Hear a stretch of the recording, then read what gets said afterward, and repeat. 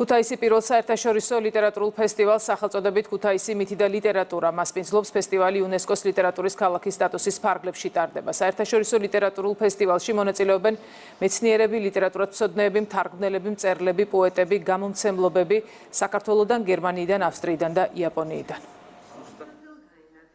ძალიან ბევრი საერთაშორისო ფესტივალი გვაქვს ქალაქში, რომლებიც უკვე წლებია არსებობს და წლებია ფუნქციონირებს. დიდი იმედი მაქვს იმისთვის, რომ ჩვენს დღევანდელ დაარსებულ ფესტივალსაც დიდი გაგრძელება ექნება, დიდი ისტორია ექნება, იმიტომ რომ ჩვენი ქალაქის ისტორიაზე, ჩვენი ქალაქის კულტურაზე, ჩვენი ქვეყნის კულტურაზე არის მთელი თემა აგებული. ჩვენთვის ეს დიდი პატივია, მომავალშიც გავაგზავნებთ მსგავსი ფორმატის ღონისძიებების მასპინძლობას.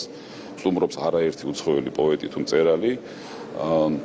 თავად უნივერსიტეტის კონცეფციაში, უკვე ძირეულ ფუნდამენტურ კონცეფციაში დებს და ჩვენი სლოგანიც კი არის ადგილი, სადაც ცოდნა ქმნის მომავალს. აქ არ მოიაზრება მხოლოდ საუნივერსიტეტო აკადემიური განათლება, არამედ ზოგადი წიგნიერების კომპონენტები ძალიან დიდ როლს თამაშობს. 13 დღის განმავლობაში გვექნება ძალიან საინტერესო მოხსენებები, საუბრები იმაზე თუ რა წვლილი აქვს საქართველოს ქუთაისის მსოფლიო ლიტერატურაში და რა თქმა უნდა ეს პირველი საერთაშორისო ფესტივალია ქუთაისში და დარწმუნებული ვარ რომ მომავალ წლებშიც ეს ფესტივალი რომელიც უმნიშვნელოვანესია ჩვენი ქალაქისათვის კიდევ გაიმართება.